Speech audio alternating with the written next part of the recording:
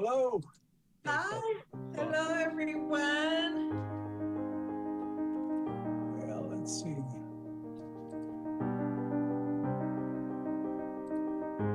Lovely hairdo. Oh, thanks. Trying to get my Mother's Day on. Yeah, I hear that. Well, here I am. I'll be back. I need to adjust my video some.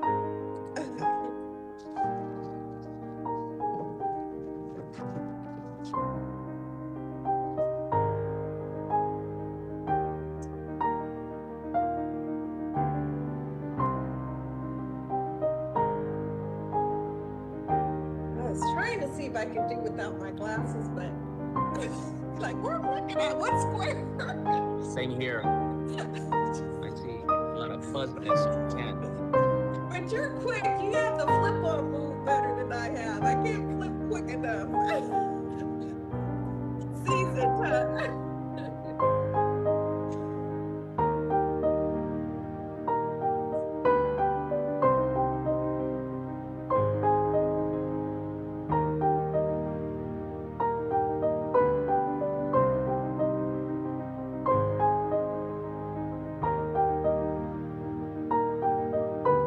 Okay, 1 minute, folks. I still have yet to get that last readout that Martha told me about.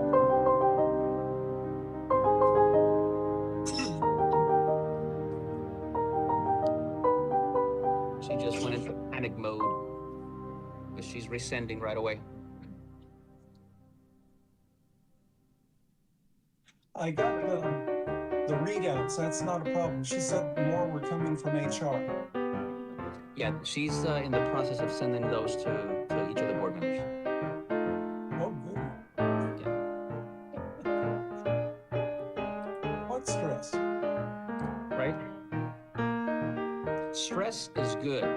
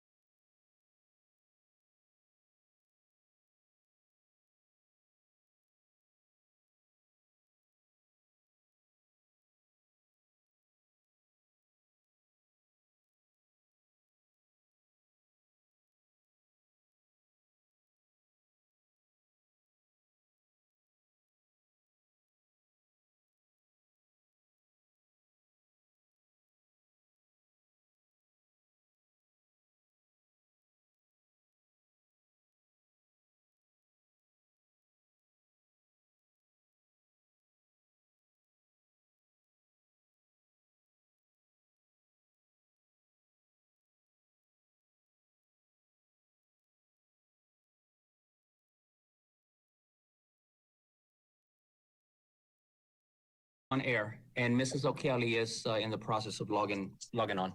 All right, wonderful. We're live. All right, good evening, everyone. Tonight we have Rialto Unified School District, the regular meeting of the Board of Education for Cinco de Mayo, May 5th. So happy Cinco de Mayo to everyone.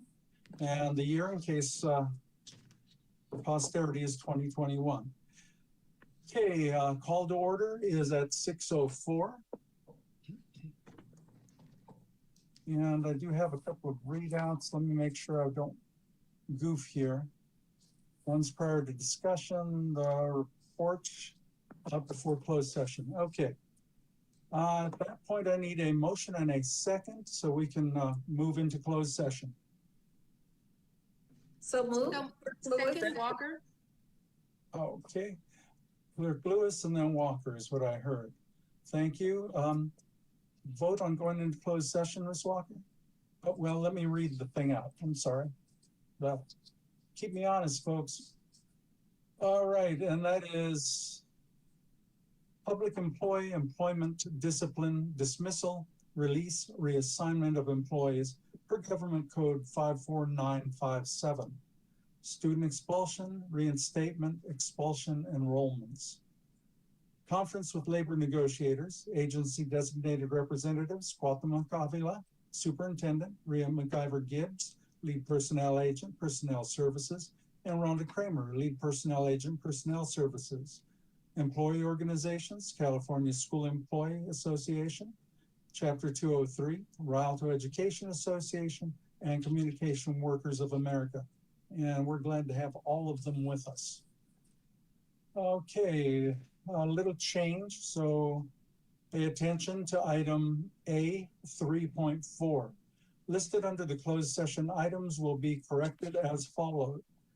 Conference with legal counsel, existing litigation, paragraph 1 of subdivision D of section 54956.9, and San Bernardino Superior Court case number CIVDS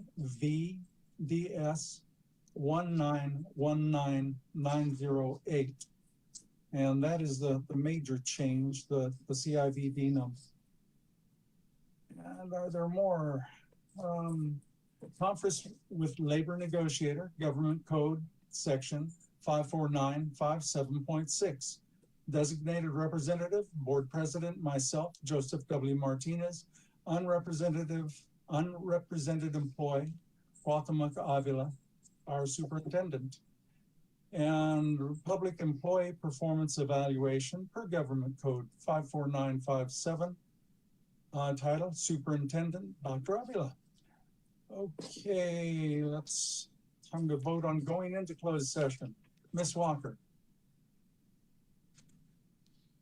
Aye. Thank you. And Ms. O'Kelly? Okay. She'll be in a little later, folks. There you are. I'll come back to you. I'll come right back to you.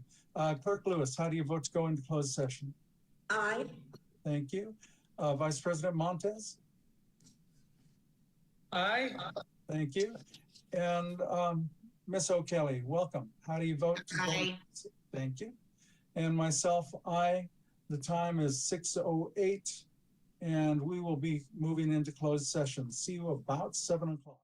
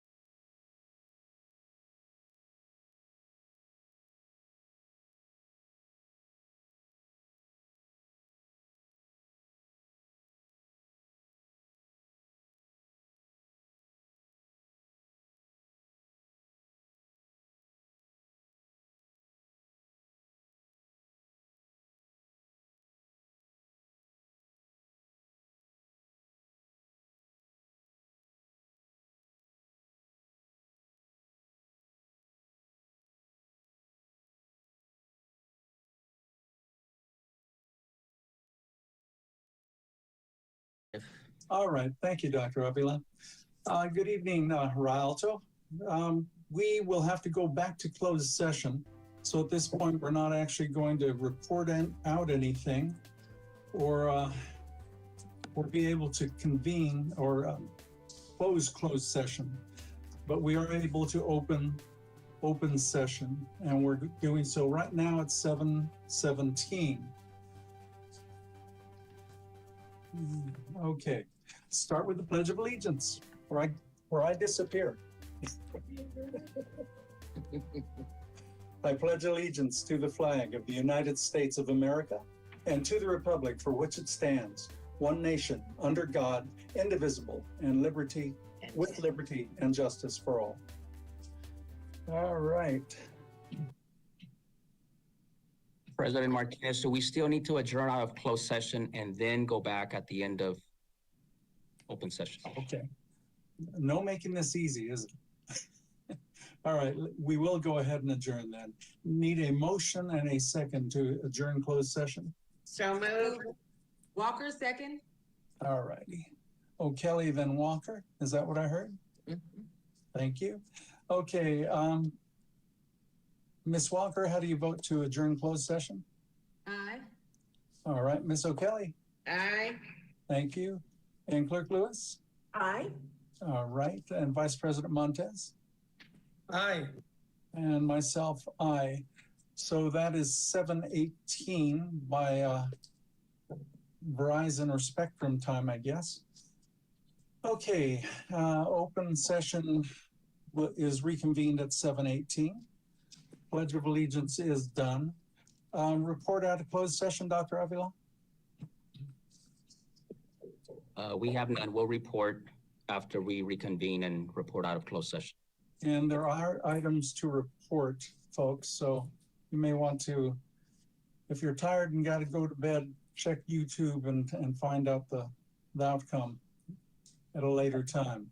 All right, we're moving to adoption of the agenda. A motion and a second, please. So moved.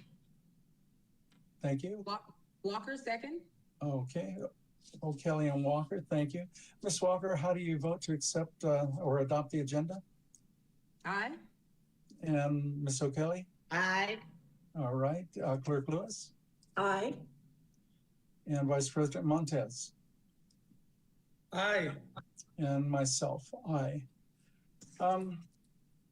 Quick note, when somebody makes a motion or seconds it, why aren't we able to go ahead and make sure that, or why don't we just assume that it defaults to they're going to be an aye? Well, maybe they brought it for discussion and want to vote no. So that's a reason for the public's knowledge. Okay, presentation, a culture of welcome, social emotional learning, SEL plan, presentation of the district's social emotional learning SEL plan by Angela Brantley, lead student services agent. Ms. Brantley or Dr. Avila. Go ahead, Angela. Thank you. Welcome, Ms. Brantley. All right, well, good evening, Board of Education, Board President, Mr. Martinez, Dr. Avila, Innovation Team, and our viewing audience. My name is Angela Brantley. I am the lead student services agent for the school district, and I am excited to be here with you this evening. I will be presenting for you tonight on information regarding the district's social emotional learning plan in order to be prepared as we welcome our students back to in-person learning this fall. This plan has been a collaborative effort between the Student Services, Special Services, and Safety Support Services Department. We have all had a common experience in living through a worldwide pandemic, as well as watching social justice and political events play out before our eyes throughout our nation. Intentionality will be key as we determine what supports we provide to our students as they return to school this fall, so that they're academically, socially, and behaviorally successful.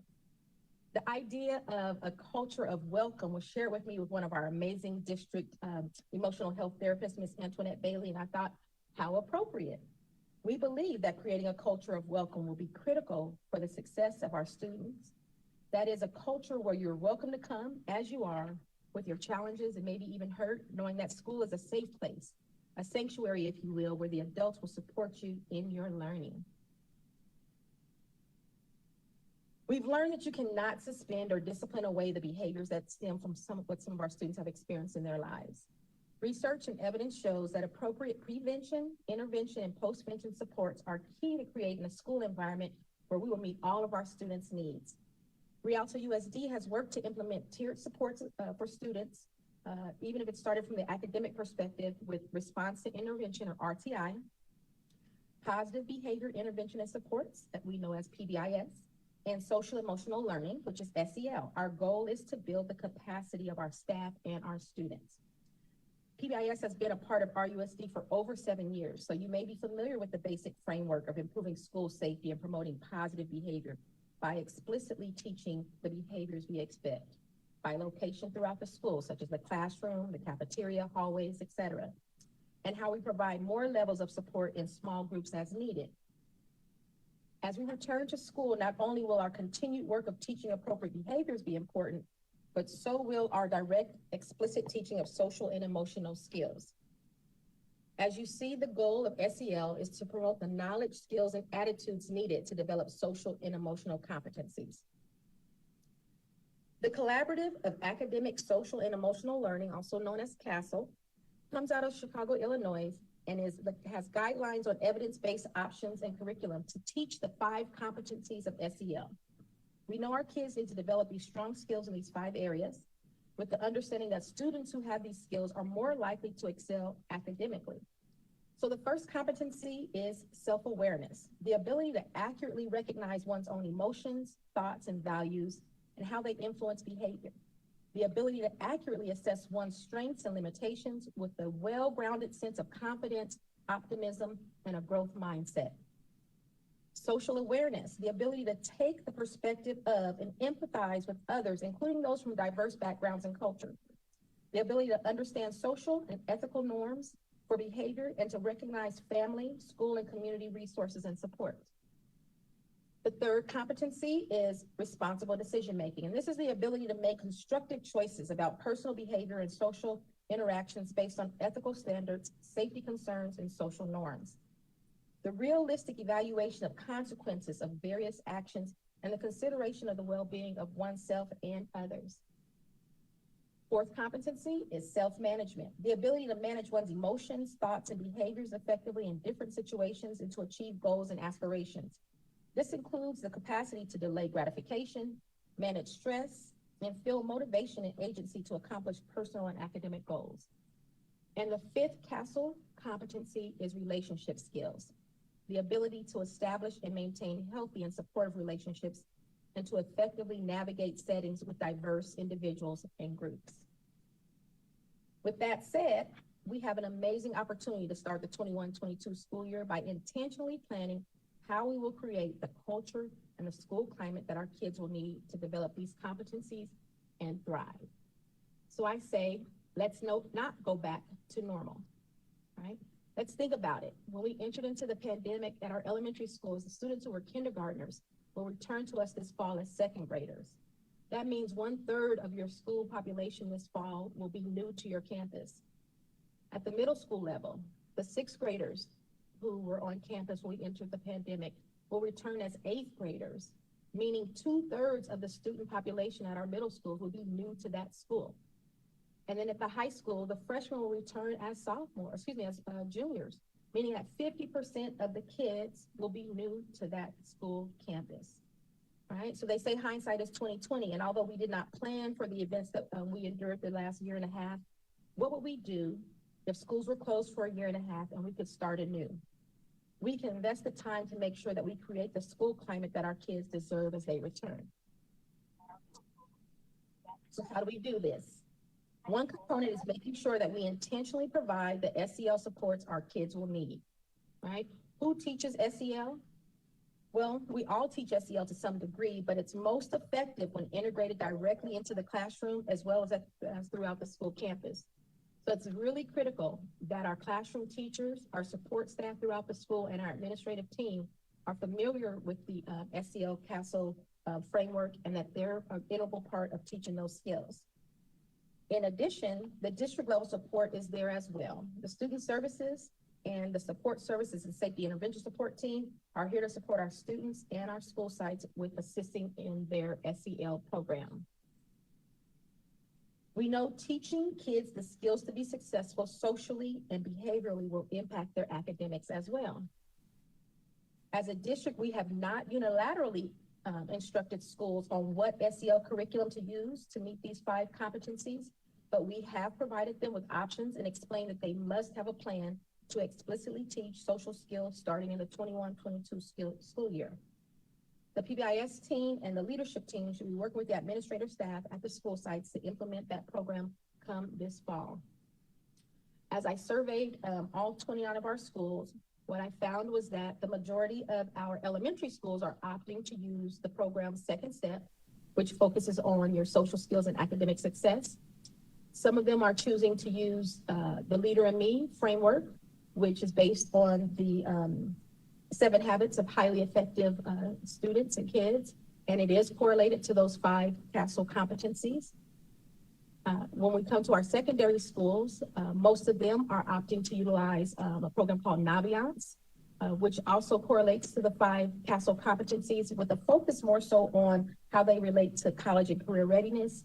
And then in addition to that, schools are opting to use the BAR program, which stands for Building Assets, Reducing Skills. As I share in more detail about the tiered SEL supports that will be available, I wanted to take a moment to ensure that we're all speaking the same common language and that we understand the significance of a strong tier 1 to ensure that you do not over-identify kids who need tier 2 and tier 3 supports. We have to implement school-wide features that build a community and a culture of respect and inclusion. This will not happen by accident. It must be intentional. This is why we will explicitly teach the behaviors and the social skills that we want our kids to exhibit school-wide and universally in tier 1. If we've created that positive school culture and climate, then we will have fewer students who will need the targeted small group supports. And if those supports are effective along with the continuum, we will need even fewer students who are needing that tier 3 support, that one-on-one intensive. So if you could draw your eyes to the layered supports to the right, you'll notice that the green triangle on the bottom, right, spans the whole triangle. What that is saying is, although a student may need tier 2 supports, targeted small groups, right, or they may need intensive one-on-one support, it does not remove the need to still have a strong school-wide core tier 1 system. And so as we've been looking at this from a continuum of social or behavioral mental health, I'd like to bring up the analogy of maybe a physical health scenario, right? As we go to our doctors, we're always told to be healthy and thrive. Physically, you need to eat the right foods and exercise. So that would be considered tier 1. If we follow those wise decisions of eating healthy foods and exercise, we will probably live a long and thriving life, right? But if we make some choices that are maybe not in alignment with that, and let's say, for example, we become, say, pre-diabetic, right? We may move into tier 2 in terms of the medical field.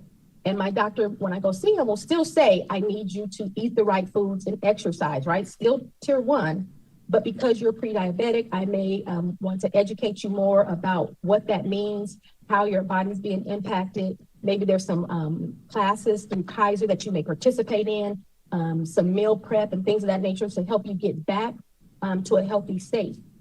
But let's say that I continue to choose to not eat as wisely as I should or exercise as regularly as I should, and I become full-on diabetic and I go to tier 3. When I go see my doctor, he's still going to tell me, tier 1, I need you eating healthy, I need you exercising regularly. He still may say, now I need to educate you more on what's going on in your body in terms of diabetes and what you can do to make better choices, meal planning and all those things, like a tier 2. But now I may also have to take some medication, which is a tier 3.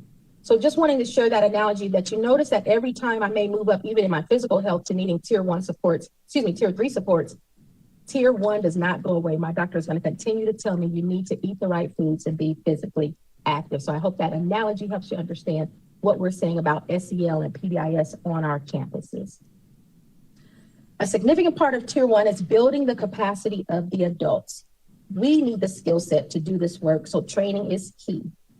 A few trainings will be offered to build that capacity for our staff. So these first few are focusing on our district administrators at the school sites. So actually tomorrow will be the first training alternatives to suspension. 100% of our site administrators, principals, and AP are expected to be at this training. We will be training them through that process, and we will also be providing them with a workbook. That's a toolkit to give them some options and alternative ideas towards suspension. This training actually came out of the special education plan that was developed throughout the year. As we looked at some of our data and some actions that we needed, this was one of those actions. The next step in trying to build our capacity of our administrators is to make sure that 100% of our administrators are restorative practices certified. So we have 3 sessions set up. These trainings are 2 days. They have to be done in person. Our first session was done last week. We had about 18 administrators. We were socially distanced and wore our masks, and they were restorative practices certified. We have another group coming through next week, and then our 3rd group at the end of the month. So by the end of the month, our goal is to have 100% of our site administrators certified so that they can lead this work at their schools. And then the next thing is that we want to make sure that we're offering monthly the same training so that we can get enough staff trained, and it could be teachers, custodians, office staff, librarians, anyone who wants to come and be a part of understanding restorative practices and being certified, in addition to also offering trauma-informed practices training. The other component of Tier 1 supports for all will be the student empowerment. So I've been having a lot of conversations with our principals lately, and again, I'm saying, you have an opportunity to come back to school and create the culture and the climate that you want. We don't have to be the thermometer, we can be the thermostat, right? So if you've that first month of school, what are you going to do? You know, how are you planning with your PBIS teams and your leadership teams to be proactive in creating that culture? And then additionally, we've been talking about the fact that they will be implementing SEL curriculum, whether it's daily or weekly instruction. And then there will be a menu, calendar of services that are Tier 1 level from my department, as well as the safety and special services department. Some of those services may be district-wide. All staff are to be trained through our Keenan program, actually, on suicide prevention, bully awareness. We'll continue to have PBIS monthly Tier 1, Tier 2, and Tier 3 training so that we continue to make sure that all our staff are on the same page with that. We want to ensure all community and behavioral health resources are accessible by all members of our school learning community. Through our special services department, they will continue to offer social emotional learning classroom presentations, community forums, SEL activities, and even training the staff on how to apply these skills in the classroom. And then from our safety intervention department, they'll continue to do school-wide and even classroom-wide presentations. For example, our Courage campaign, that bully prevention program that we started last year, the Safe Routes to School program, tobacco use prevention, education, and TUPE. Our safety intervention officers will be a part of our PBIS teams at our school sites. And then they will also implement school-wide bridge builders mentoring programs. So all of these are meant to be Tier 1 services that can be done classroom-wide and school-wide to support our SEL services. As we move to students who are identified to need some additional layers of support, most can still be provided on the campus with assistance from our 3 departments. And so for student services, we'll continue to support by offering small group support related to some coping skills and fidget tools, and getting our schools some actual toolkits to help them regulate their emotions, and for the teachers to have some more strategies to manage students' behavior.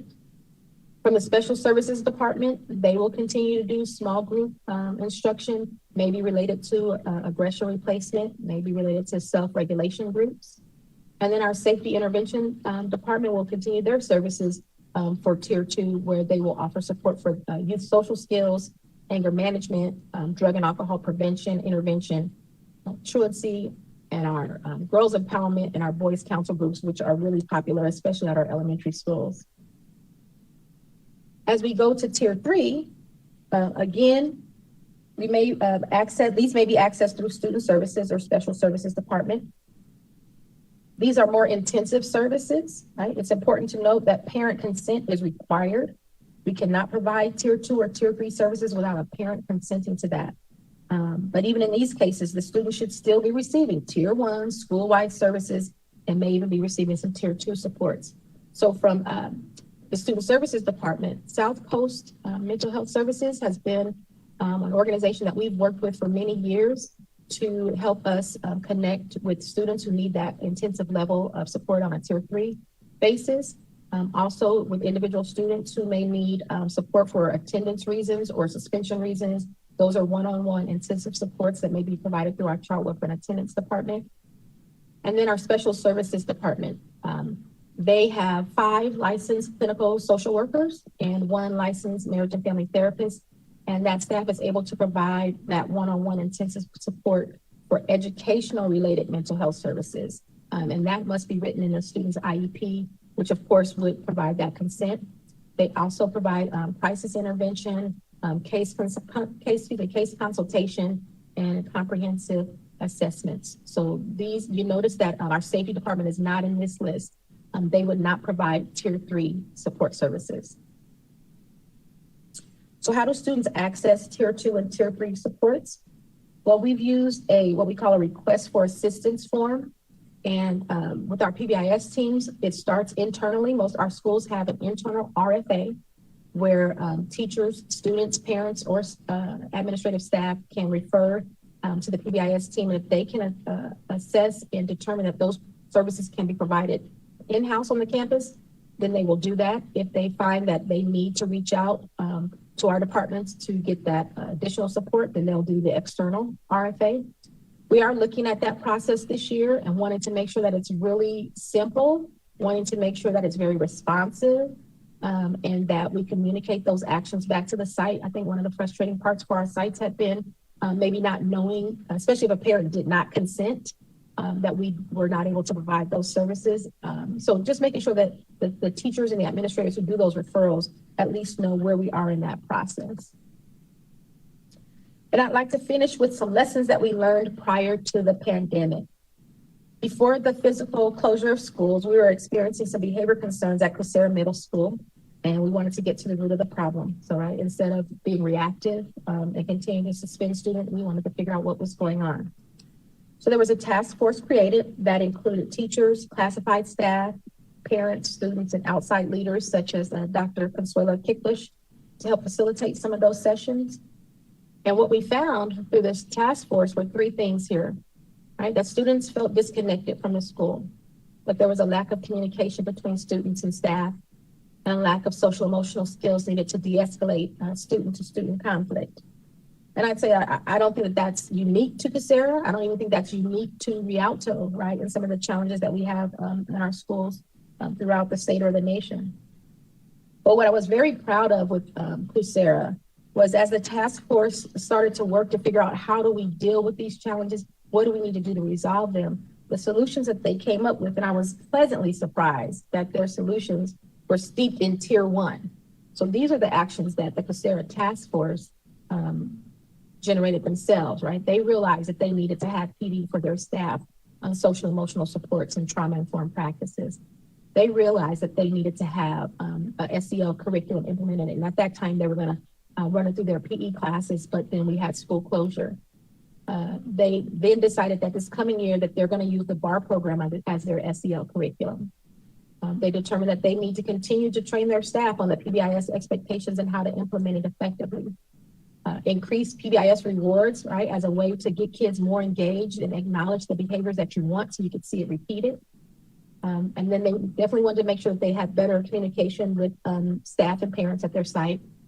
And one of the big pieces that they came out with was that they really wanted to make sure that there was more student-run activities to help build that school camaraderie, right? Whether it's run through their ASB or they realized that they needed to have some more structured lunchtime activities. I've been up there on the campus. I'm excited to see some of the things. They actually have basketball courts up now. They didn't have that before.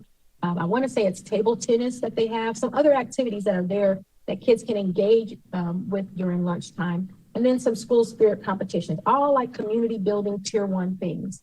And then they also decided that they wanted to increase their course offerings, right? Their elective offerings. So if they're working to build a STEM and an e-sports lab, what you'll notice is that they did not go straight to, we need tier 3 things or tier 2 things. They realized that we really want to solve this problem and get to the root. It's going to take some hard work at the tier 1 level. So kudos to Sarah and their willingness to be reflective, their willingness to be vulnerable, and with that leadership of Miss Roxy Dominguez. So thank you to Sarah for that hard work. And with that said, I'm done. If you have any questions, I'd be more than happy to stay and answer any questions. Board, do you have any questions or comments? Do you have a hotline for this service that would make it accessible for the kids? I know they like to utilize the hotline number. So there's the only hotlines that we use. There was a law that passed recently that did require districts to put suicide prevention hotline numbers, local numbers on the backs of our students' ID cards. That is required by every district. And so we started doing that about 2 years ago. We reminded our schools just this week that as they're working with Life Touch or whatever organization that they're working with to do their ID cards, to make sure that we have the most up-to-date, accurate local hotline numbers to put those on the back of their ID cards. When a kid is truly in crisis, you want to get them to the right resource. And when I talk about crisis, I think about tier 3 supports, and you want to make sure they get with licensed clinicians in there. And we don't want to hold them back at tier 1 and tier 2 pieces when they need to get to that support. So we do have hotline, but it is not internal district hotline. It is those resources in the community. Within the district, again, we would utilize our PBIS teams and our administrative teams. And if they're at school, we're going to use those same crisis numbers to get them access to the supports that they need right away. We are working with our, go ahead, I'm sorry. No, I just, since you have to have parent permission, that could be it could delay a care. And sometimes the teen hotlines, just having a number, not saying suicidal, because that turns off. You can just have, both. But I think that will help them to be able to let off steam. They can text or they can talk, and until they can get to a counselor or parent permission and your tier. But great program. Thank you. Thank you. Thank you. Board, do we have any other questions or comments? I'd just like to say that it looks very thorough and complete, and I think the team did a great job of developing it, and I can't wait to see it in action. Thank you, Mrs. O'Kelly. And I would even say we're not done, right? We were just wise enough to start early in March, April, because there are some features of it that we're still trying to work through, and more PD. So it'll be different by the time the kids come, but we're at least on target to get started. Right. I want to say thank you to Bridget Ely and Gordon Leary. Those are my partners and their teams. It wasn't a solo project. We've been working on this all together for the last couple of months. Other comments from the board? Including our student board member? Okay. Thank you to your team, Ms. Brantley. Great job. What I love about the whole thing is, one, the platform is wonderful, but we're not leaving things the way they were. Right. You have become a leader in programs. Your team has. So when I came here, we were managers. Now we are leading. Thank you so much. Thank you, Mr. Martinez. Thank you, board. Okay, let's, Dr. Avila? Public comments not on the agenda. Do we have any? At this time, any person wishing to speak on any item not on the agenda will be granted 3 minutes. Yes, we do. We have 4, and they will be played for you in just a second. Thank you.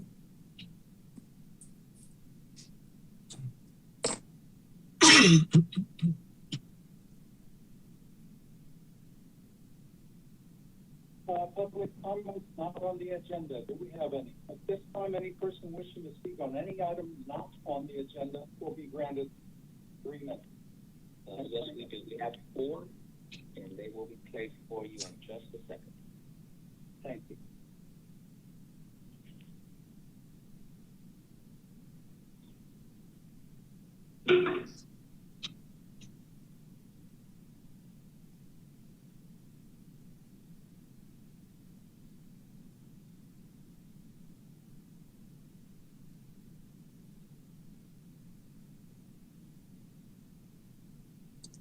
Okay, I can't hear anything. I don't know if there is audio at your end, Dr. Avila. There is not. There's audio on Martha's device, but David is assisting right now. Okay, thank you very much. Love that tech support. Thank you, guys.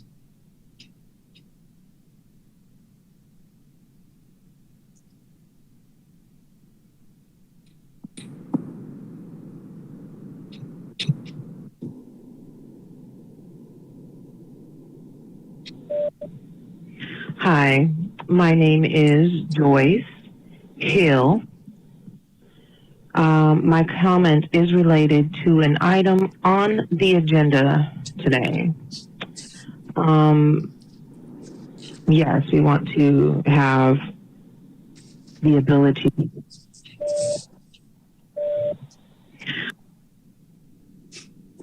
Hi, my name is Joyce Hill. My comment is related to an item on the agenda today. Yes, we want to have the ability to view our children playing their sport. Please allow us adults, family, siblings, friends, come show their support. This has been long enough. Thank you, and have a wonderful day.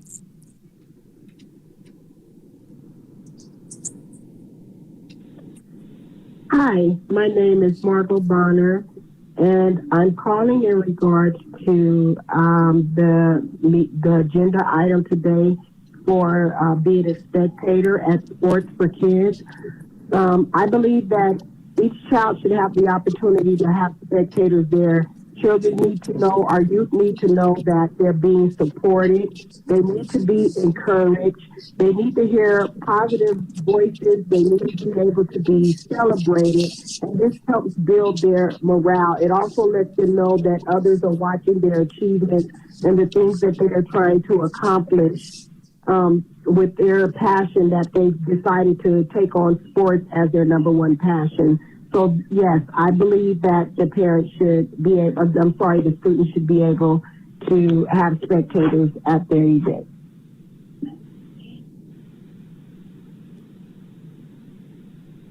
Muñeca Hemingway, this item is off of the agenda.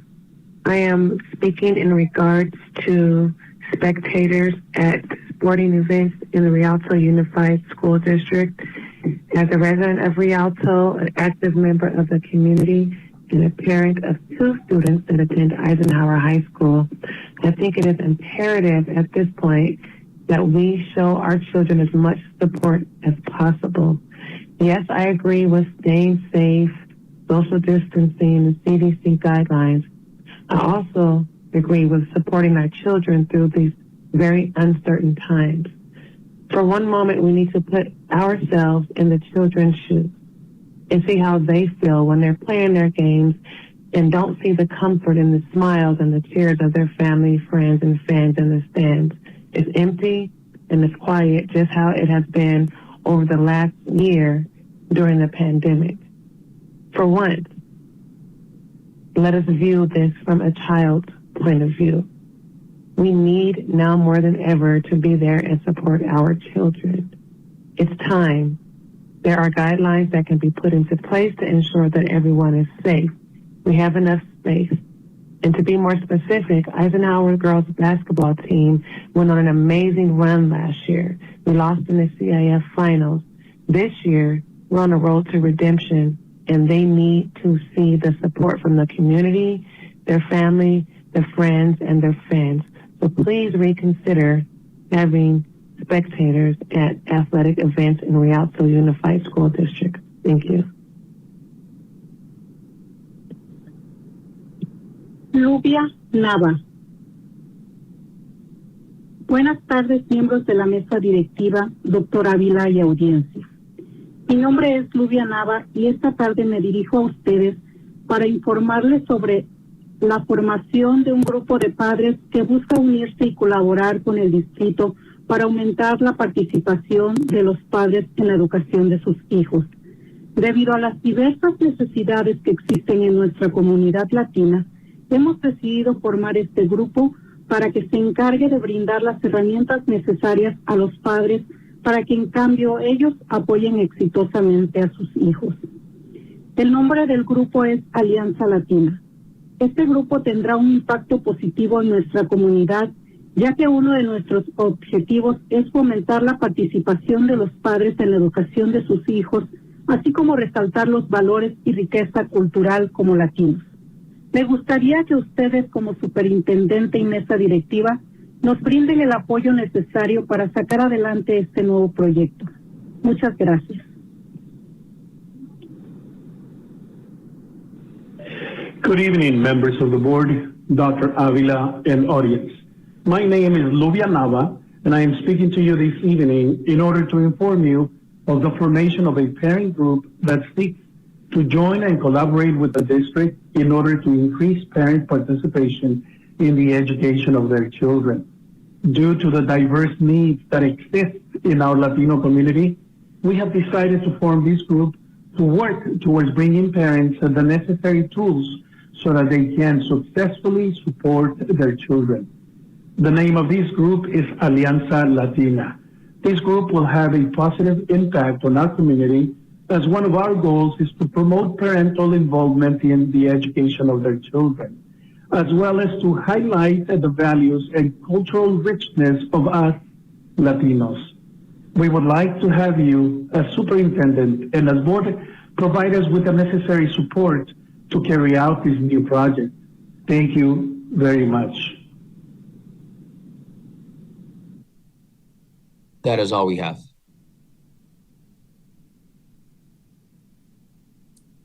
Okay, thank you, Dr. Avila.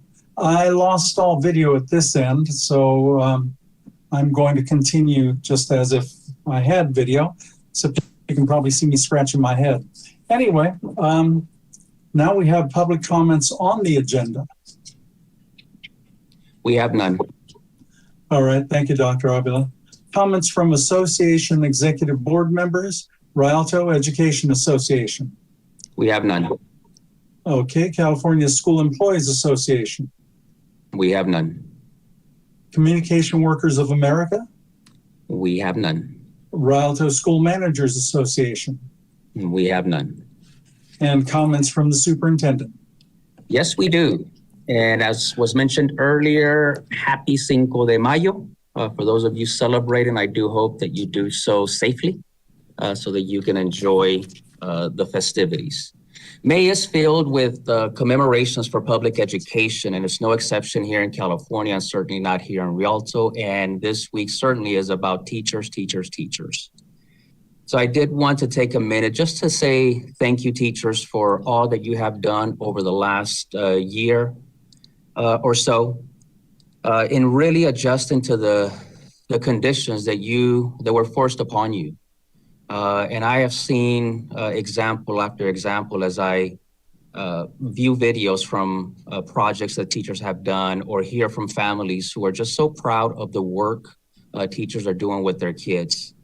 Some of the feedback that I receive from staff members in other districts whom I'm familiar with and what they hear about many of the things that we're doing here in Rialto, I just can't thank you enough for hanging in there, for making the adjustments, and for stepping it up to make sure that our kids continue to receive a worthy education.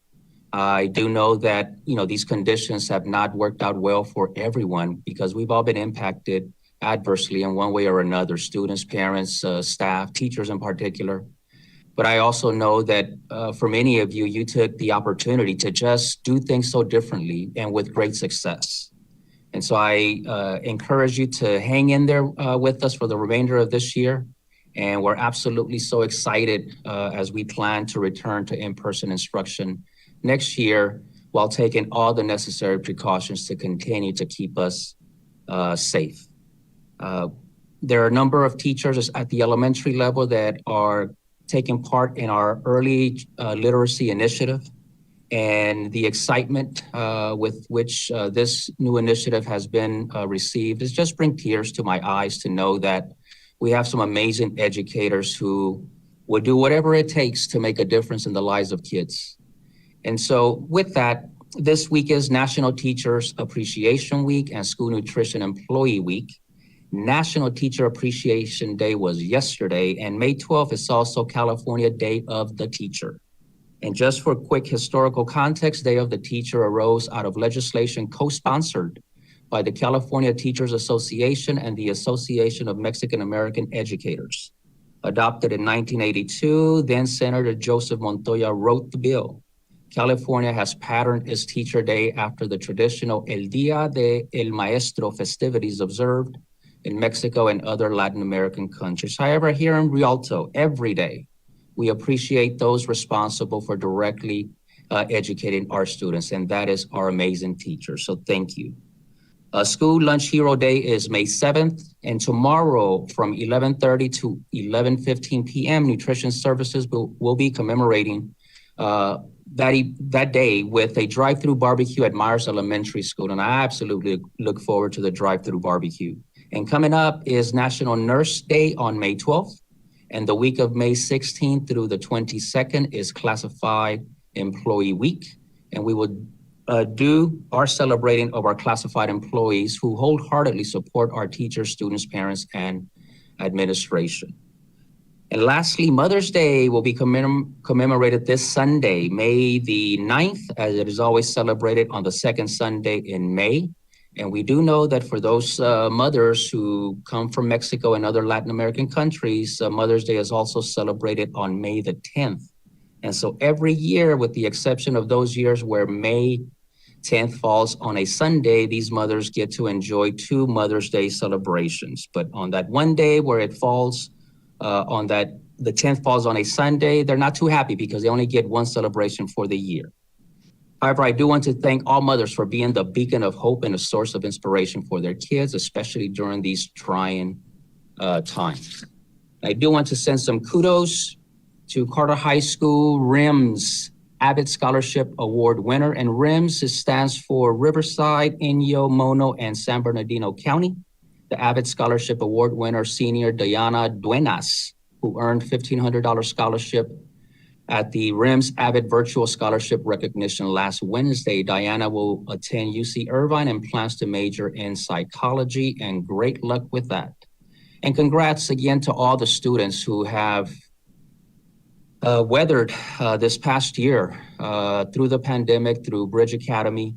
Again, we do know that these conditions have not been extremely positive for some, but the vast majority, based on the outcomes that I am seeing, has just been stellar, as many kids have really stepped up their game. At our last board meeting, we highlighted the increase in the number of students graduating with 4.0s or higher. And so I encourage kids to hang in there with us for these remaining weeks of the current school year, and certainly look forward to seeing seniors, especially at our in-person graduation scheduled for June the 5th. Information on summer school and the opening of next school year will be coming to you, staff and families, sometime next week. So please stay tuned for what is to come this summer and August of 2021. And also, I want to take a quick moment to report that the Risk Management Office challenged district employees to start walking with the Take It to the Bridge walking challenge. Participants were challenged to walk a minimum of 5,000 daily steps per day for 6 weeks with the purpose of promoting wellness and overall health. Individuals meeting goals were entered for weekly random drawings and eligible for 3 grand prizes for employees with the most steps. Schools were able to compete for recognition in 4 categories: elementary A, 0 to 599 students; elementary B, 600 plus students; middle school, and high school. During the 6-week challenge, staff collectively completed almost 44 million steps. That's 23,000 miles, taking the district almost 4 circles around the Earth's equatorial circumference of 24,900 miles. Winners of the school site categories are elementary A, Myers Elementary, 2,877,693 steps. Elementary Group B, Dollahan Elementary, 2,296,073 steps. Middle school winner was Rialto Middle School, 4,095,051 steps. And high school, Eisenhower High School, 5,016,698 steps. Congratulations to all the schools. And for winners of the individual category, we have Robbie Muyargas, first place, 1,079,450 steps. Leticia Macias, second place, 926,840 steps. And third place, Bill Evans, 898,413 steps. And we would like to mention our honorable mentions, April Hayes for completing 892,494 steps. Congratulations to all the winners, and please contact Risk Management to pick up your grand prizes. And lastly, for those of you who were not able to view the San Bernardino County Superintendent of Schools Spring Awards last month, please know that our very own District Vice President, Mr. Edgar Montes, received the Distinguished Service Award. And so let us now take a quick look at the video of Mr. Montes' recognition.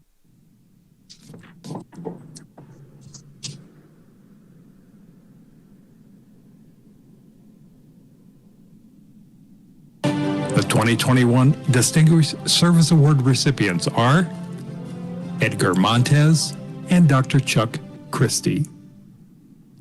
Advocating on behalf of children comes naturally to Edgar Montes, Vice President of the Rialto Unified School District Board of Education. He tirelessly seeks to transform education through parent advocacy and community engagement. Montes is a lifelong Inland Empire small business owner and philanthropist. He was first elected to the Rialto Unified School Board of Education in 2010.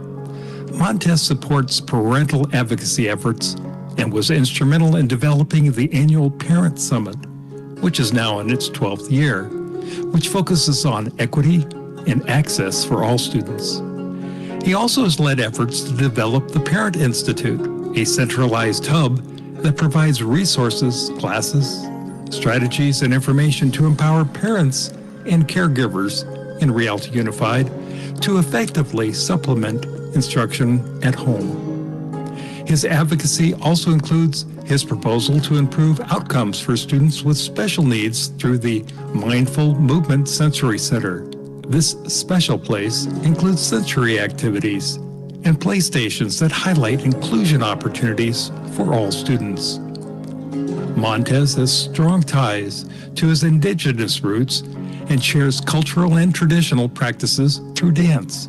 He established the Danza Azteca program to instill a sense of identity, belonging, and pride for students from different ethnicities and backgrounds. He volunteers and financially supports cultural activities that enrich the community through authentic Aztec customs. The program is driven by its inclusivity and strong community values, said Saida Jaffrey, Communication Media Services Director, in her nomination of Montes.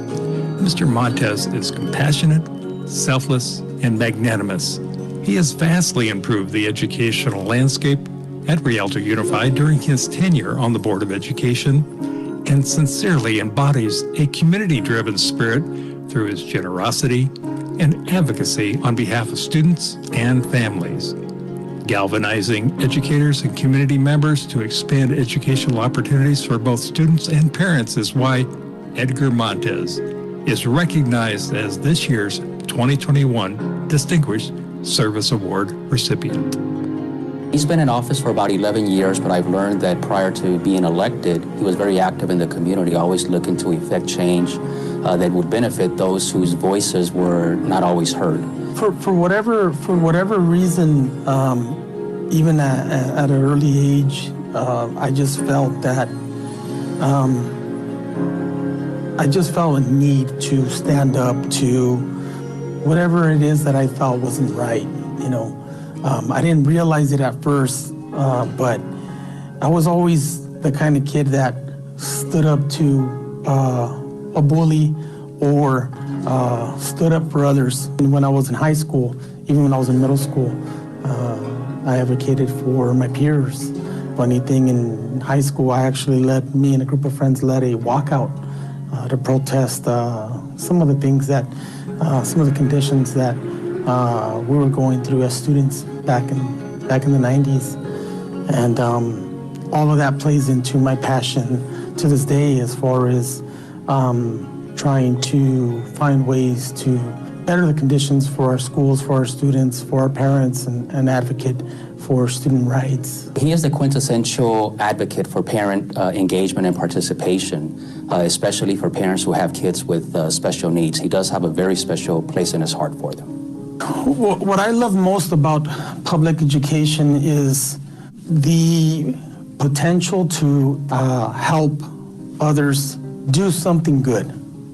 And I've seen how influential educators can be, not just teachers, but anybody who has the opportunity to have that communication or contact with a student that has the ability to become a role model, a positive role model, that has the ability to encourage them or inspire them to do something good in life, whether it be for themselves, their careers, or whether it be in service for others, like everybody that's in public education. Everything for Mr. Montes starts with kindness, respect, and/or dignity.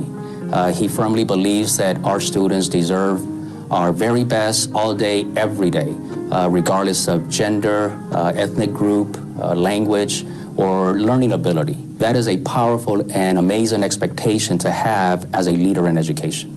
At all levels, I've seen people in education go through some really difficult times, go through some really stressful times, and I think that it's important to just think about what's the number one reason why we do what we do. You know, to think about what are some of the blessings that come from being in public service, like education. I just am really proud of my school district and all of the people that have been engaged over the years. He's championed ethnic studies, he's championed social and emotional learning, and he has been a key driver behind the fundamental changes our district has undergone over the past few years. This includes efforts for full inclusion, the creation of movement centers, and the return of students from county programs to their neighborhood schools. Sometimes looking from the outside, looking in, it's more complex than just just parents and students. No, in order to make the dream work, it's really about everybody. I just would like to take the opportunity to thank the San Bernardino County School Board Association for this prestigious award. It's a huge honor for me to receive this. I'm very humbled and very grateful. Thank you again, and I'd like to thank my school district who nominated me for this award. I generally shy away from recognition and accolades, but I do want to thank you again for this nomination, and I appreciate everything that you guys do day in and day out for the children of Rialto School District and our communities. I want to thank my mom, my dad, my grandmas, my grandpas, my aunts, my uncles, everybody who's one way or another, my mentors, helped me along the way or yanked my ear every now and then. Thank you. And I want to thank the parents of the Rialto School District. I want to thank the students and my kids. Very, very honored, very grateful for this. And thank you, friends and family. Thank you.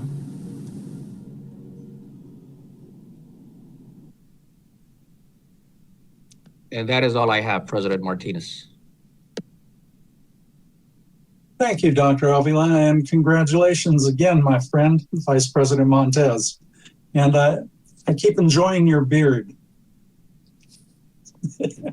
It's got that Abraham Lincoln thing going on right now.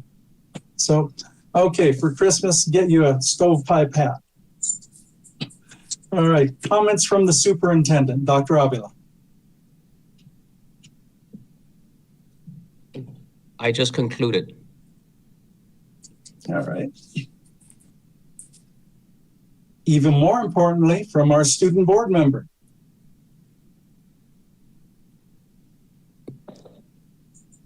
Good evening, everybody. Hi.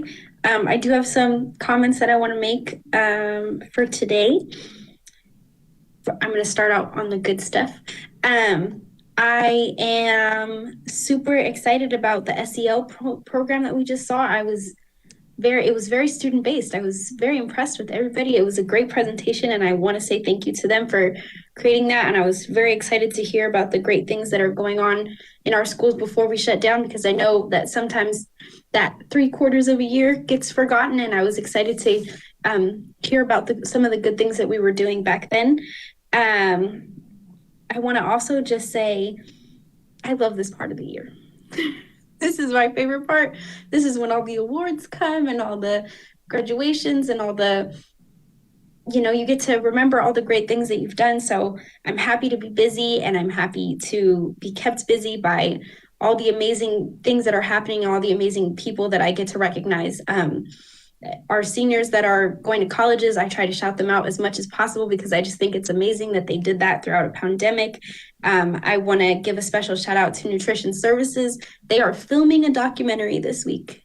For anybody who doesn't know, with No Kid Hungry, they are nationally ranked and are being recognized for the hard work that they did during the pandemic. And I'm super excited to get to be a part of that. So I want to give them a big shout out to Fawcett and everyone over there. Every single time I meet with them, I hear more amazing things and more innovation and more excitement, and it warms my heart every single time. And I want to also shout out all the students that I'm seeing playing sports, all the teams that I'm seeing excited when I watch their lives on Facebook or on Instagram, and I get to watch the games from home. I'm super excited about that. I'm happy to just see student joy. I'm happy to be a part of literally anything student-based because it didn't happen for so long. So I'm so excited and I'm so proud of us. And I'm super ready for this in-person graduation. I'm very excited to end this year off really right. And I want to give a huge shout out also to all the teachers. I know it's Teacher Appreciation Week, and teachers have a special place in my heart. My mom was a teacher. My aunties are teachers. My grandpa was a teacher. Everybody I know is a teacher. So I understand teacher talk. I understand that it's the end of the year and you really needed this Teacher Appreciation Week because it's been such a long year and you've been working so hard. So I'm super excited about the end of the year. I'm super proud of the district. I'm super proud to be a part of it and to have the platform to recognize all the amazing people that I've met in being a part of the board and getting all these opportunities to talk to great people. So super happy, girl.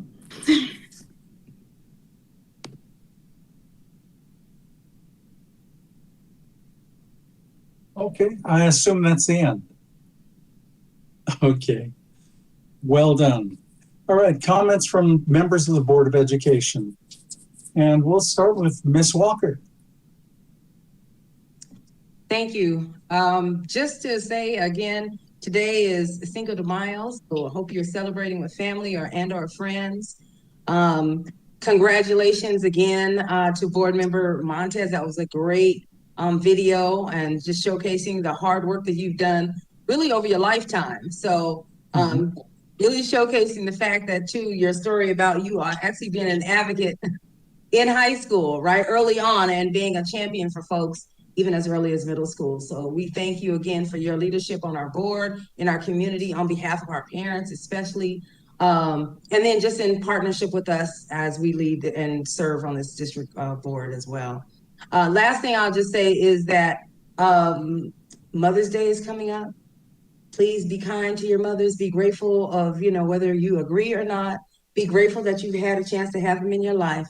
Celebrate them. And whether they're your biological mother or mothers in the community, let's just give a shout out and praise to them because a lot of us wouldn't be where we are without them. and there are people that still continue to watch over us as mothers in the work that we do. So happy Mother's Day to all those who are mothers, biological or not, and let's celebrate them this coming week. Thank you. Okay, thank you, Ms. Walker. And Ms. O'Kelly, it's your turn. Unmute. You're muted, Nancy.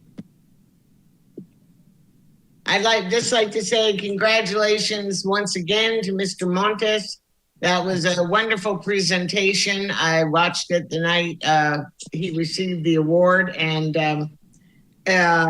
just really touched my heart. I've known Mr. Montes for many years now, and I'm very happy to serve on the board with him, and he certainly deserved that wonderful award.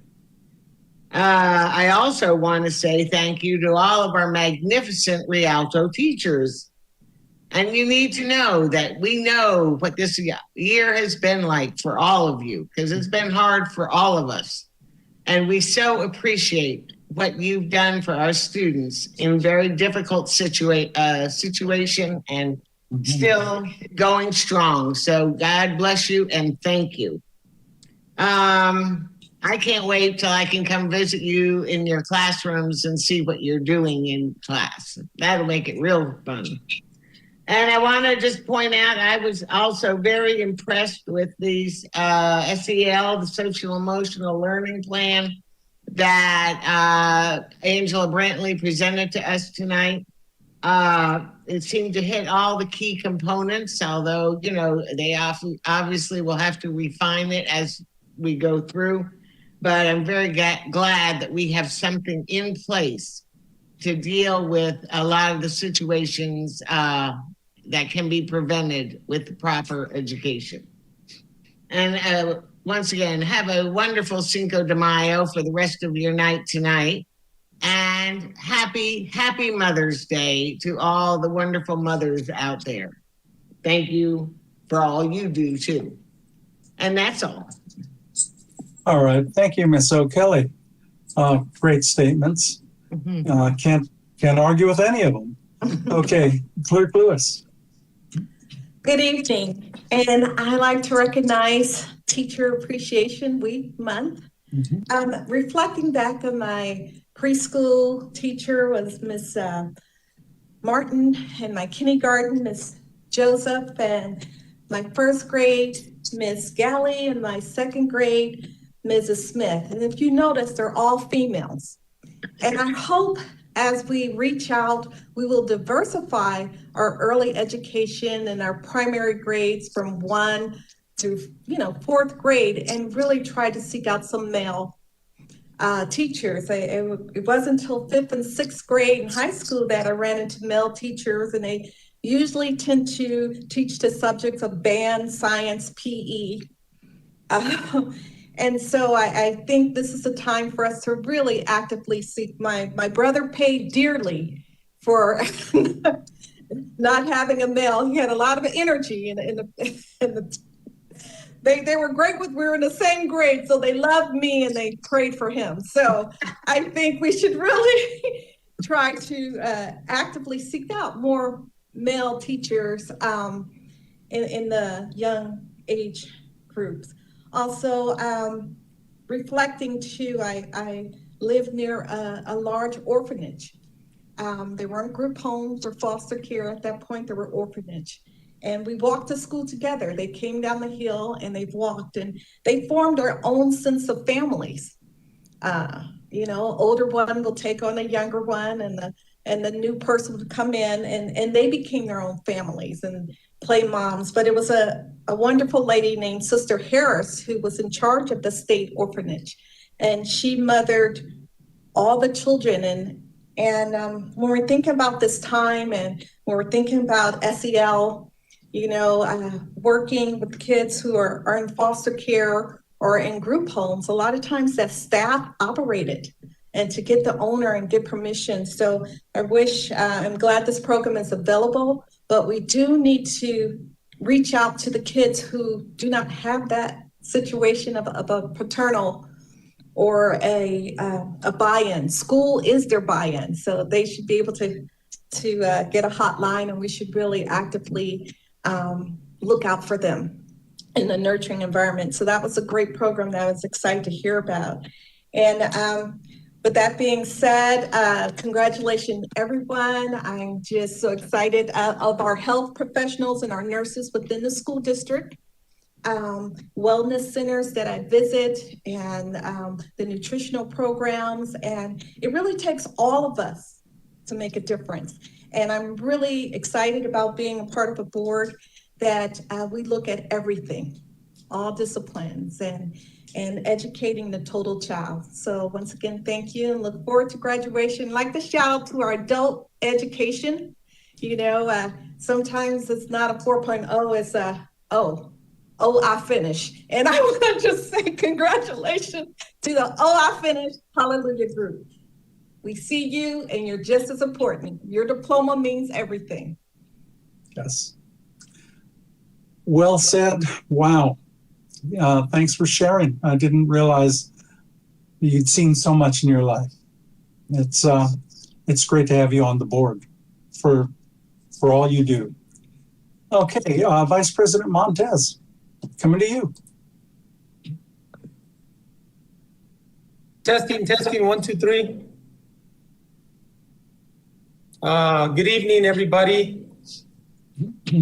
I just would like to also thank and congratulate all of the hardworking teachers for Teacher Appreciation Day, week, month, year. We love you guys for everything that you guys do. And even though some of us have never been a teacher, some of us can only imagine how difficult it can be. Now, I personally have never been a teacher, but I have been a teacher's aide. And even just being a teacher's aide can be tough sometimes. So thank you for your patience. Thank you for your understanding. Thank you for your love for your profession and for everything you guys do for the children. I also just want to thank once again Saida Joffrey, the communications department, Dr. Avila, all of the leadership team for your support in nominating me for the Distinguished Service Award. It means a lot to me. I'm at the point now where I'm kind of like, okay, let's get over it now. but I guess it's a good thing because I'm not used to that. So thank you. It really is rewarding to me, and thank you for everyone who has congratulated me. It means a lot to me. I also want to just wish everybody a happy Mother's Day. I want to piggyback on one of my colleagues mentioning that for those of us who still have our mothers, take advantage of that and try to be with them, try to call them. If you can't see them, try to reach out to them because, a lot of our parents and our grandparents, they're here one day and during the normal natural course of life, usually the parents and the grandparents go before the children. So if you have a parent or a grandparent, take advantage that you still have them with you and spend some time with them. Thank you, Board President, Mr. Martinez, for everything that you do, for everything that you've done. I know it hasn't been easy being Board President during this pandemic, and to the rest of my colleagues on the board, we've been under a lot of pressure, over one thing or another regarding the pandemic, regarding the reopening of schools, regarding just everything in general. And I think it's important that people know that Even though we don't always express our frustrations or express how we feel about outside pressure, it's important for people to know that we still deliberate and we try to do what's truly in the best interest of the majority of the people in our community, in our school district. So thank you, board. Thank you, board president. Thank you, Dr. Avila, for everything. And I really look forward to graduations in person. I want to thank our student board member, who has probably been one of the biggest advocates for that. And thank you guys who were able to make it happen, Dr. Avila, your team. And I'm not gonna be able to go to all of the graduations this year because of the time frames at all 3 locations, but I will hit all 3 schools. And I look forward to it. So thank you. Thank you guys again. Thank you for everything. Thank you. Thank you, Vice President Montez, and thank you for the kudos. Back at you. You know, we've come a long way, you and I, and this board has. So in case the public hasn't heard it, this board is high functioning where it once wasn't.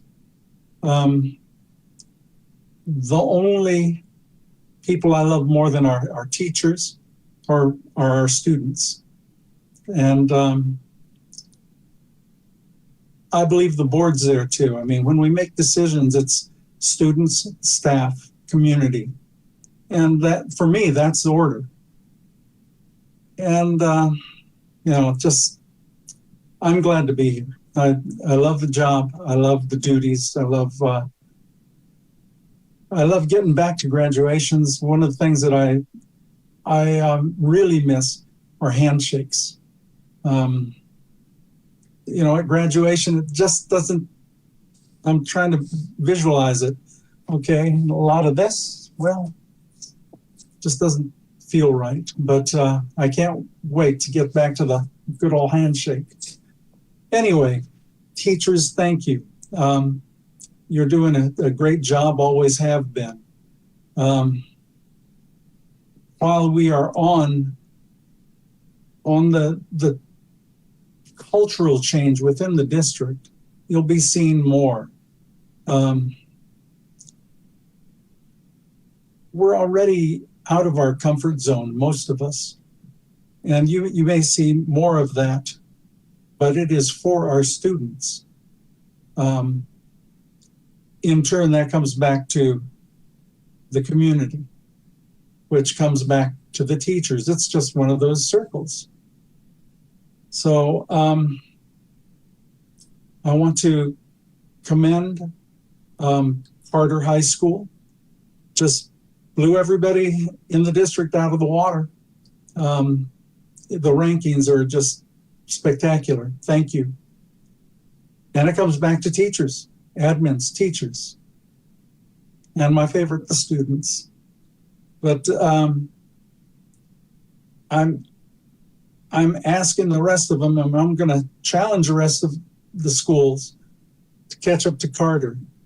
And I want to make sure that we don't lose students to other districts. In particular, I looked at Summit, and I'm going, Carter needs to catch Summit. Ike and Rialto and Myler need to use Carter as a model. We'll all get there. But it's going to take giving the resources when they are needed, when they are asked for. And that's going to be some hard decisions. Let's see. Quick look at my notes.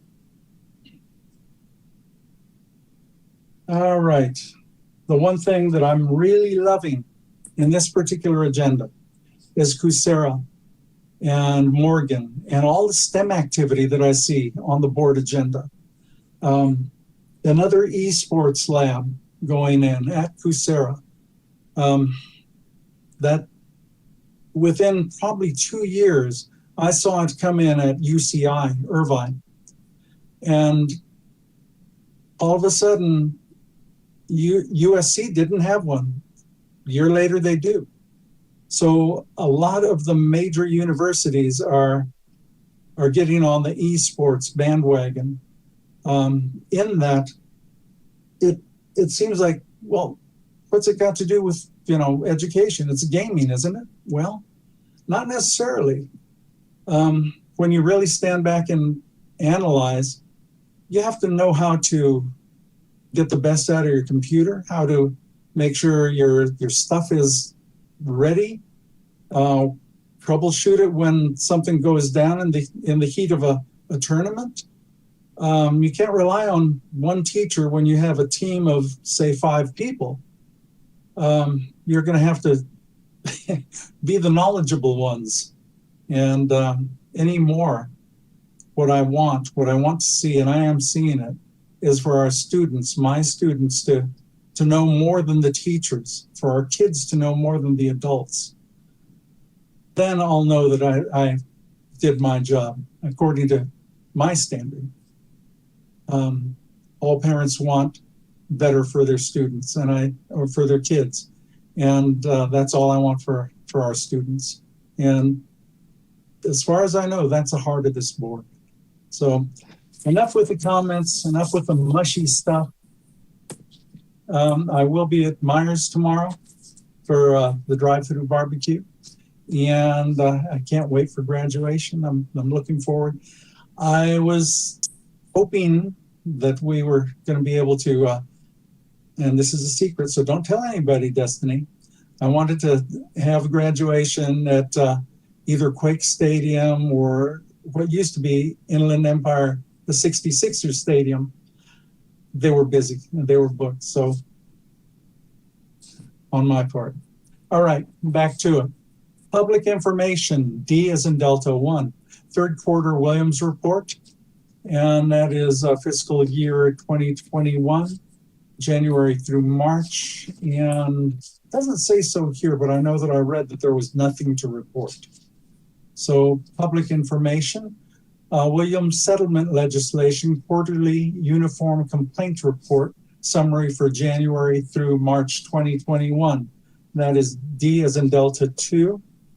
And that's probably where I saw it. Williams settlement legislation, all 0 items to report.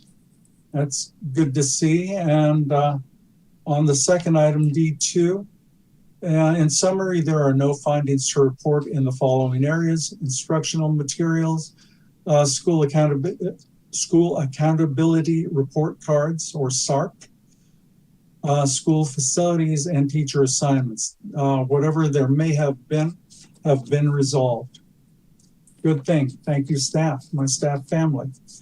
Okay. D 3.1.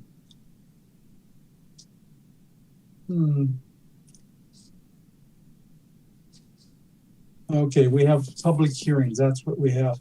I need a motion and a second to go into public hearing on item D3. So moved. Thank you. Walker, second. Okay, and thank you, Ms. Walker. Okay. Okay, this is to go in. So, Ms. Walker, go into public hearing. How do you vote? Aye. Thank you. Ms. O'Kelly. How do you vote on going into public hearing on D3? Sorry, I was on mute. Aye. Okay. Clerk Lewis, how do you vote? Thank you. Aye. Vice President Montez? Aye. Thank you. And I agree. So aye. Yep, my computer's going nuts on me.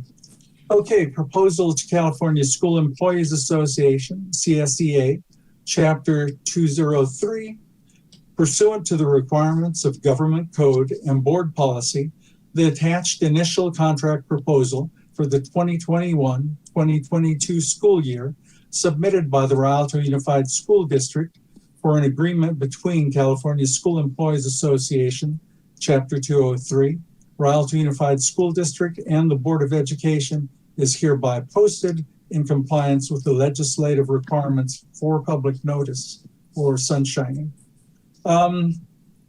Okay, any comments from the public, Dr. Avila?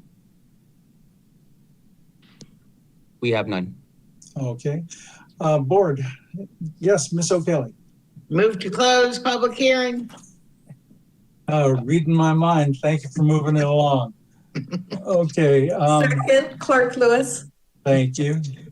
Okay, Ms. Walker, closing public hearing. How do you vote? Aye. Thank you. Ms. O'Kelly? Aye. Thank you. Clerk Lewis? Aye. Thank you. Vice President Montez? Aye. Thank you. And myself, aye. All right, going to take a quick sip of water. Excuse me. Okay, and we have another public hearing on D Delta 5. Let's go open public hearing. Thank you. And can I have a second? Clerk Walker, Lewis, second. Okay. Walker. Okay. Okay, I heard Clerk Lewis first. So thank you, ladies. And Ms. Walker, how do you vote to open public hearing? Aye. Thank you. O'Kelly? Aye. Thank you. Clerk Lewis? Aye. Vice President Montez? Aye. Thank you. And myself, aye. Delta 5-1 is 2021-2022 proposal to the Communication Workers of America, Local 9588. Pursuant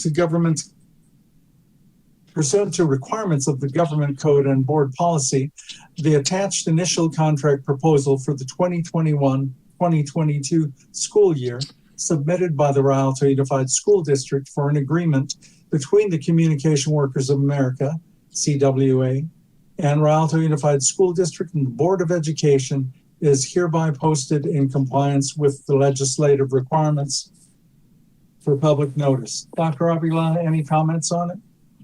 We have none. Thank you. Ms. O'Kelly? Move to close public hearing. Thank you. Looking for a second. Walker, second. Thank you. All right, Ms. Walker, how do you vote? Aye. Thank you. Ms. O'Kelly? Aye. Clerk Lewis? Aye. All right. Vice President Montez? Aye. And myself, aye. We are on E as in echo. All items on the consent calendar will be acted upon in one motion unless pulled by Board of Education members or the superintendent for individual action. Do we have any, well, let's take a motion in a second, then I'll ask for polls. Move to approve the consent calendar. Thank you. Any second? All seconded?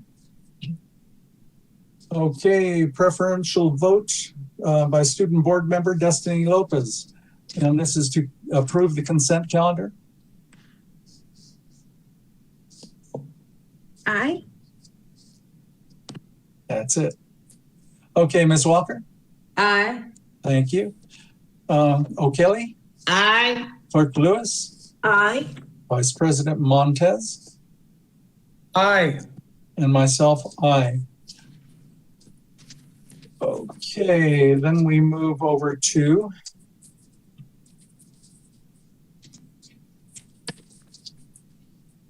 page 12. Nope, wrong one. Yeah, I guess it is page 12. Okay, our discussion action items. Amendment to agreement with Autism Spectrum, Intervention Services and Training. Motion in a second, please. So move, Clerk Lewis. Second. Walker. Okay, I heard the first one. I think it was you, Ms. Walker. No, it's Lewis. Okay. No. And second by Walker. Okay, thank you. Okay, and this is to amend the agreement with Autism Spectrum Intervention Services and Training to provide applied behavioral analyst aids and increase the agreement at a cost of $150,000 for a total cost of $450,000 effective May 6th, 2021 through June 30th, 2021. All other terms of the agreement will remain the same at a cost not to exceed $150,000 and to be paid from the general fund special education budget. Questions, comments? Okay, it looks like we're ready to vote. Ms. Walker, how do you vote? Aye. Thank you. Ms. O'Kelly? Aye. Okay, Clerk Lewis? Aye. Thank you. Vice President Montez? Aye. Right, and myself, aye. F2, agreement with data impressions. A motion and a second, please. Move to approve the agreement with data impressions. Thank you, Ms. O'Kelly. Anyone for a second? Walker, second. Thank you. Okay, and F2 is to approve an agreement with Data Impressions to construct a state-of-the-art esports lab at Kucera Middle School, effective May 6, 2021 through June 30th, 2021, at a cost not to exceed $227,962.03 and to be paid from the general fund. Questions or comments? I have a question. If they're putting dates on it for when it's effective, does that mean the whole lab is only going to be used for like a month and a half?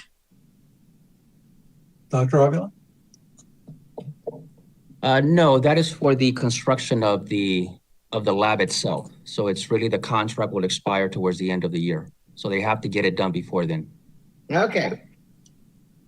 I have a question. Yes, go ahead, Clerk Lewis. How's the mobility? Will this lab be mobile to go to other school sites? No, right now we're looking, Ms. Lewis, right now we're looking at having this similar lab at other schools, but the project has been put on hold at other sites pending a thorough inspection of the facilities. Because at some of the sites, based on the interest of kids, it will require for us to combine 2 classrooms into one, given the nature of the size of the furniture, the size of the equipment, and the number of students that are expected to participate. So for now, we're starting with only Kucera, and once we visit every school and see how feasible it is, if there's space available for us to convert 2 classrooms into 1 lab, then we'll go ahead and proceed. In other cases, we'll have to just proceed with smaller groups. And so this project is going to be at all of the middle schools, and as well as the high schools. The high schools have started this a couple of years ago. Mm-hmm. So when they have the tournaments, it's not a mobile part of it, or it's just on site and each school visit the site? It's virtually. Virtually, okay. Yeah. Any other questions or comments? Okay.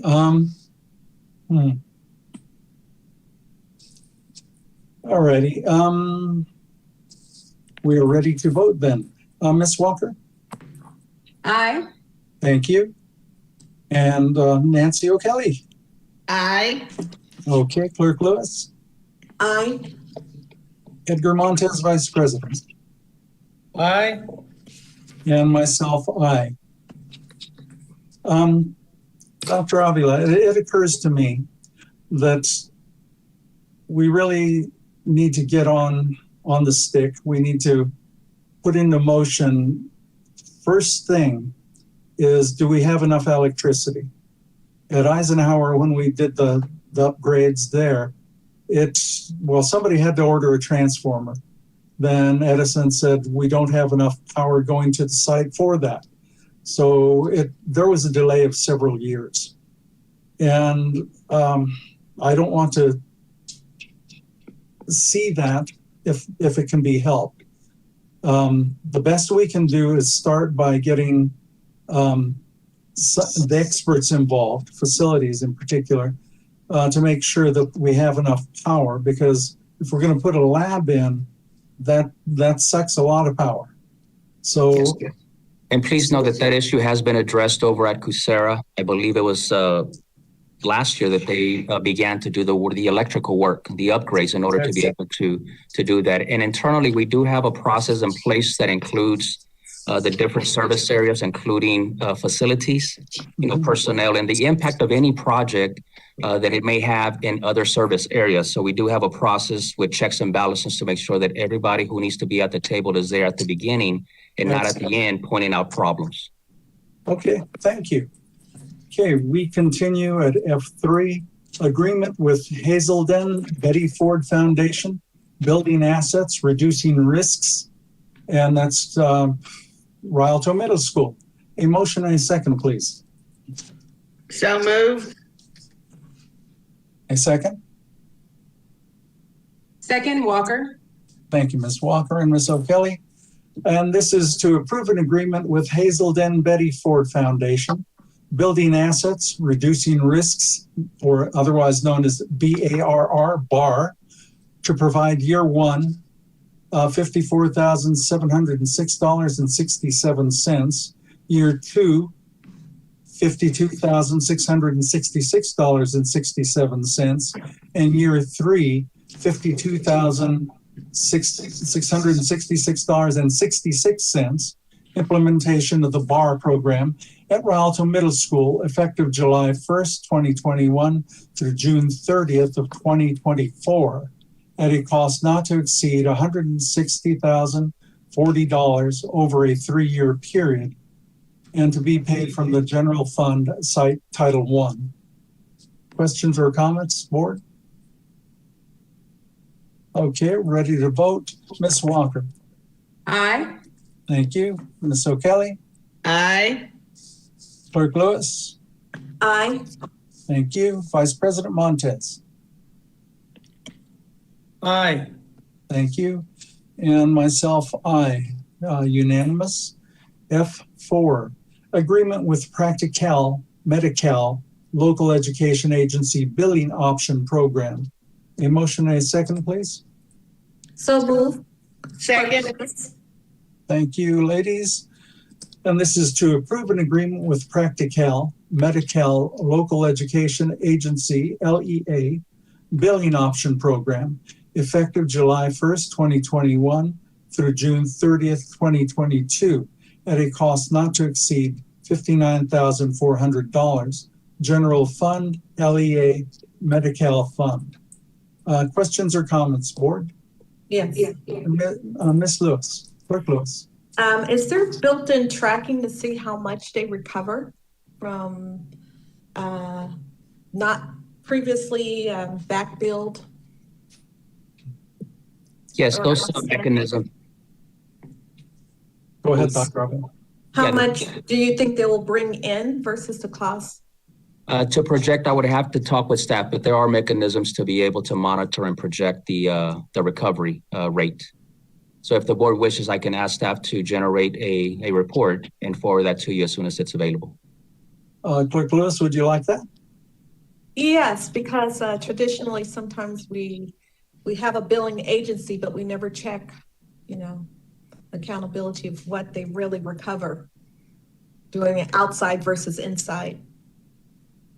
Okay. Yes, we can absolutely have staff generate a report for us. Yes, the board checks every couple of years. Agencies seem to change, and we're cognizant of it and alert to it, but thank you for asking, because it's about time we checked again. Thank you, Clerk Lewis. Okay, and this is to approve an agreement. Okay, I've read that already. So vote by board members unless there's any questions or comments. Okay, Ms. Walker? Aye. Thank you. Ms. O'Kelly? Aye. Clerk Lewis? Aye. Vice President Montez? Aye. And myself, aye. F5, accept grant from California Department of Food and Agriculture. Motion a second, please. So moved. Second. Okay, thank you, ladies. And this is to accept one-time reimbursable grant monies for 2 years, July 1st, 2021 through July 30th, 2023, funded by the California Department of Food and Agriculture, California Farms to School Innovation Grant, through the California Farm to School Incubator Grant Program in the amount of $286,857 for Bemis, Dunn, Fitzgerald, Garcia, Henry, Hughbanks, Cordiak, and Werler Elementary Schools at no cost to the district. Okay. President Martinez, Yes, sir. if I may, I need to ask staff, I don't know if Mohammed or Diane Rome is available, but I want to be clear on that at no cost to the district. I believe there is language in the grant itself that does ask for the district to commit staff. And whether or not we be able to do it with existing staff or not, I want to just be clear in the event that we have to staff for this program later on, so that it doesn't mislead you, the board, by indicating this at no cost to the district, when in fact there may be. We're going to try to do it with existing staff, but if we can approve the item while removing that last piece. It might almost be better for us to just pull it. It looks like it's July 1st. It's not really time dependent in that respect, and bring it back to the next board meeting with that report. That will work. Okay, so we are pulling item F5 and getting a report for the next board meeting. Thank you. Great catch. That's an important one. F6, agreement with Epic Engineers for topographic survey service at Eisenhower High School for the 2-story building project.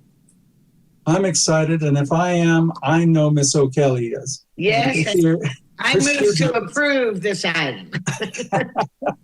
I kind of figured. Do I have a second? Second, Clerk Lewis. Thank you.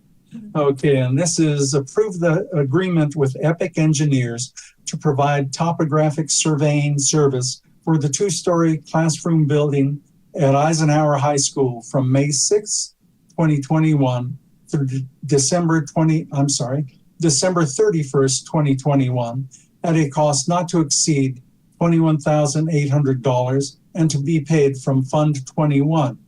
General Obligation Bond, Measure Y, Series D, the gift that keeps on giving. Right. Thank you, community, for the series bonds. Questions or comments?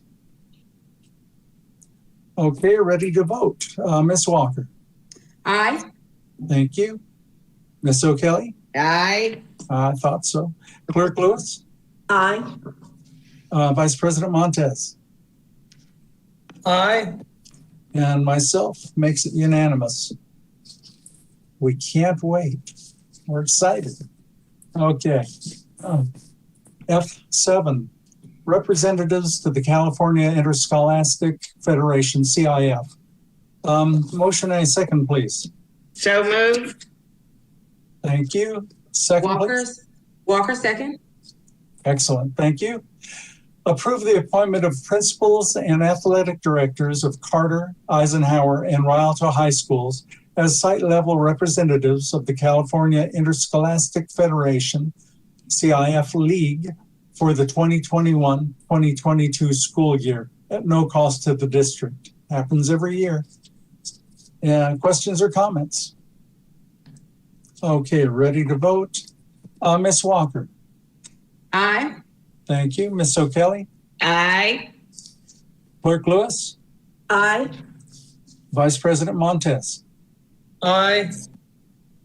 Okay, and myself, unanimous aye. Okay, F8, I have a note here to read out. Okay, first.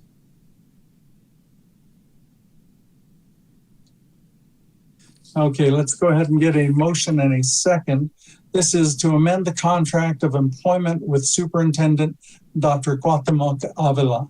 Motion and a second, please. Walker, so moved. Second. All right, thank you, ladies.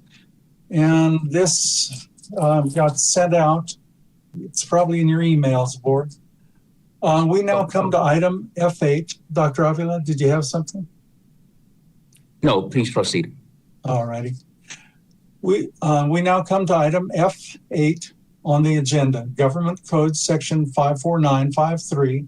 The board, prior to taking action on an employment agreement, to orally report a summary of the recommendation for the salaries, salary schedules, or compensation paid in the form of fringe benefits for local agency executives. The superintendent is a local agency executive, and an addendum to the contract for employment with Dr. Avila is before us this evening.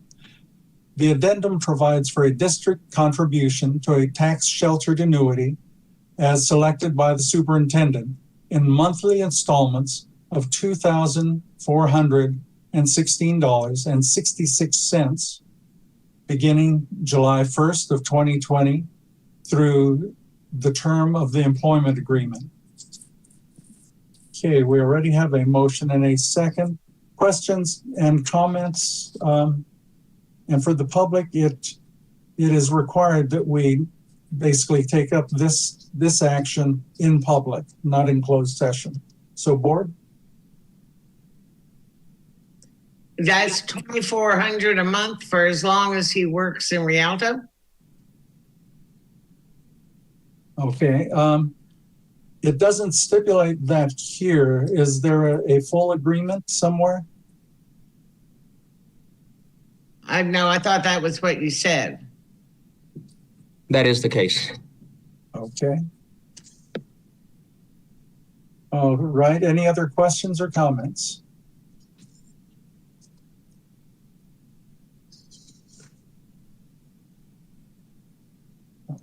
Okay. In that case, we are ready to take action on it. Ms. Walker, how do you vote? Aye. Ms. O'Kelly? Aye. All right. Clerk Lewis? Aye. All right. Vice President Montez? Aye. All right. And myself, aye. So it is unanimous, although I believe that it is also customary to add a year if at the board's choosing. And I know the public is interested in that. So would the board like to entertain seeing that on the next agenda, adding a year to the end of your current contract, Dr. Avila? Yes, I believe that will be for discussion as part of my presentation to the board for the board's consideration. So that can be included as we go through that process. All righty. Thank you. Dr. Avila, can I ask why all this stuff is sent at the last minute and we can't have it in our hands before the board meeting? So again, as I explained to Board Member Martinez, a couple of the decisions that were discussed in closed session were made late today, and I had to give personnel the time to be able to prepare those packages. Okay. Okay. Thank you, Dr. Avila. All right. Unless we have anything else at the last minute, I don't see anything but adjournment. Session. That's right. We have to go back into closed session. Okay. We are basically having to go back into closed session. We have a couple of items, and then we'll be back, and then we'll be able to report out on those items. So a motion to go into closed session, please. So moved. Walker. Okay. Seconded by Walker. Okay. Discussion? Yes, go ahead, Vice President Montes. Just for the people who may be actually watching the meeting at home, or even for our student board member, just so they know, have an idea how long we might be. Some people might not want to wait. Does anybody want to estimate maybe a half hour, an hour? I don't know. Dr. Avila, how much time do you think we might need in closed session for those people who want to know? I would think 15 to 20 minutes. I would think maybe a half hour. If for those who don't want to wait around, and they can check the end of this YouTube later tonight. They can go, grab a snack and then come back and check. So, their choice entirely. Okay, well then, probably good evening and good night to our student board member and anybody else who might be logging off. All right. Yes. Ms. Lopez, thank you as usual. Excellent representation. Go ahead and get some rest for us. And can we do a vote to go into closed session? Yes, we need to do that, sir. Okay, I did get a motion and a second. So Ms. Walker, vote to go into closed session. Aye. All right, Ms. O'Kelly, Aye. Clerk Lewis, Aye. Vice President Montez, Aye. and myself, aye. Okay, and this is 9:02, going back into closed session. Expect to be out in approximately a half hour.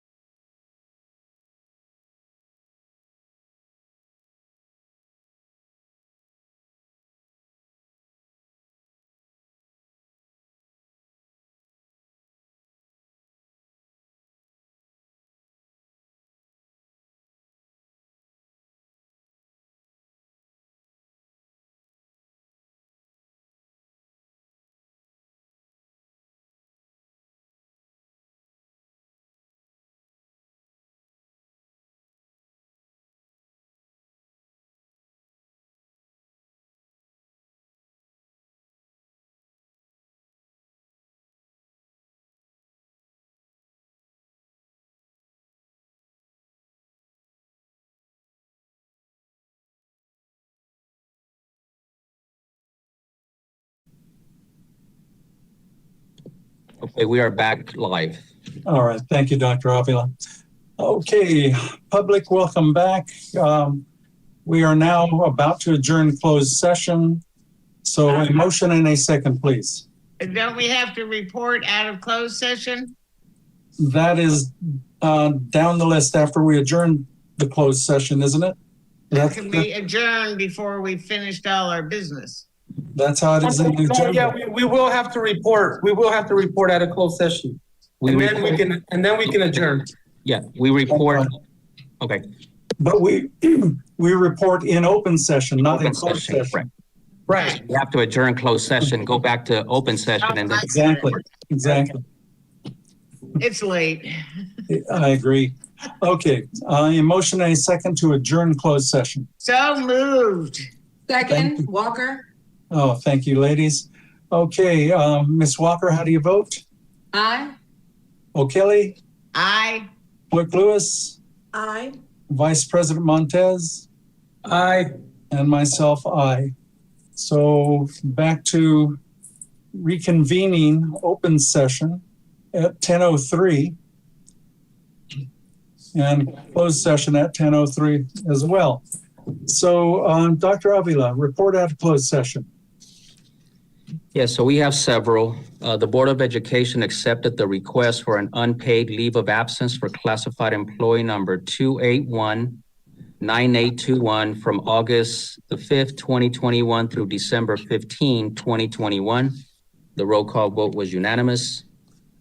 The Board of Education took action to approve an agreement settling San Bernardino Superior Court case number CIVDS 1919908 in exchange for a release of all claims. The roll call vote was unanimous. The Board of Education took action to accept the unpaid 5-day suspension of classified employee number 2162921. The roll call vote was unanimous.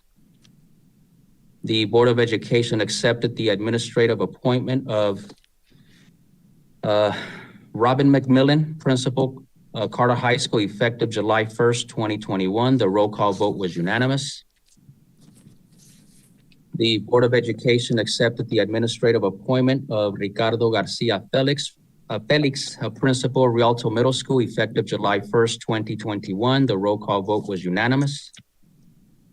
The Board of Education accepted the administrative appointment of Raymond Delgado, a lead professional development agent, effective July 1st, 2021. The roll call vote was unanimous.